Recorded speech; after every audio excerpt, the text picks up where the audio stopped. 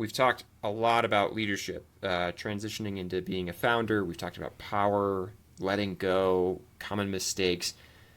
What haven't we talked about? What question haven't I asked that I should have, or what that you feel like, hey, this is an important thing for people as they're thinking about this space to know? Is there anything that comes to mind?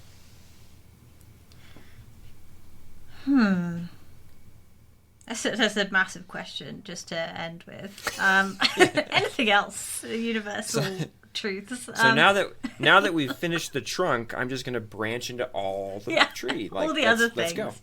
Yeah. Um, I think there's a piece to be done on like the industry welcoming this change in terms of leadership and talking about it and opening up and embracing training and what does that look like, we're a suspicious industry, aren't we? Like I work with a lot of studios that are like, we will only work with you because you make games. And I get it. I get it. They want somebody that understands the game making process. I also see a lot of nonsense being shipped on leadership and how do we create Yeah. better leaders. I see a lot of thought pieces out there. I mean, I guess I'm guilty of that myself. But that there is a lot of nonsense, and I understand the industry's reluctance to embrace leadership training and kind of skills development in general. Especially with the belief of like, I mean, I've also said it myself, like a lot of leadership is learned on the job. You make the mistake, Yeah. you learn from it, you try not to make it again. Yes. But I guess, from my perspective, I think there's also benefits to be had in terms of engaging with skills development. A lot of studios try and do this in-house. It often becomes the job of HR to kind of give us a leadership program, and HR put a leadership program together, and then nobody turns up, and it's like, well, why is that happening? And that's because the attitude towards, I mean, there's attitude towards HR. That's another separate conversation to have of games industry suspicions, but also attitudes towards training in general. Of like, what can you teach me? How do you understand what I'm doing and what I'm facing? And a lot of that comes from the fact that we're not talking about it, that we're not having these conversations. Most people are kind of suffering in silence. We're an industry that often, you get a leadership position because you've been there longest. Somebody leaves and they desperately need somebody else to take on the role. So you'll do because you've been here, Yep. you're the oldest.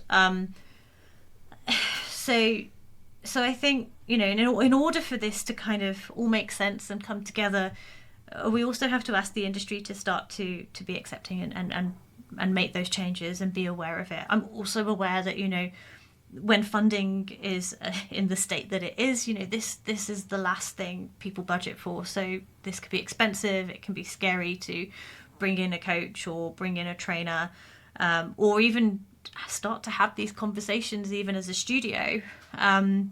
Because what if I ask the question and the team tell me the answers? Because what do I do then? What if they want something that I can't provide? What if they tell me I'm the problem? What if all of these things? So I realize it's scary. And I guess, how do we move forward from that? I think we have to have more of these conversations. We have to start to find our people within this as well. So, if not me, then find somebody that does know games and is going to speak about it from an educated space, somebody that is fulfilling those needs in a way through their experiences and training and qualifications, and I guess being just more savvy as to where we're getting that information. It shouldn't be a throwaway thing that people wanted leadership training or people wanted to talk about it, so we just did it. There's an opportunity here for us to regenerate the industry. It goes back to what I was talking about at the beginning.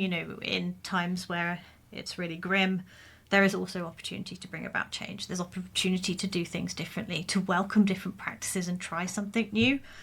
So I guess it's what else do I want to say? It's a plea to the games industry in general to just start to ask the questions. My wish would be just to get more curious. At the very least, be more curious about this and question, can we do things differently? Can we do things better? What if we asked the question?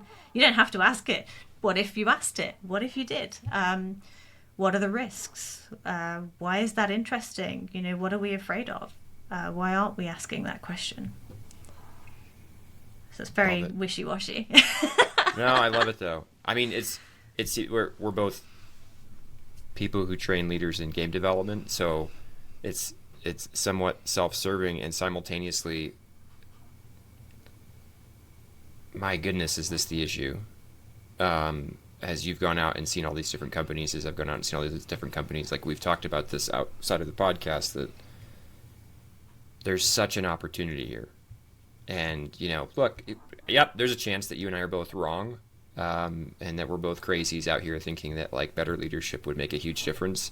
But I don't think it's just us that see it. The question really is, I think you nailed it. Are you willing to be curious about that? And are you willing to accept the answer that someone might tell you? Yeah.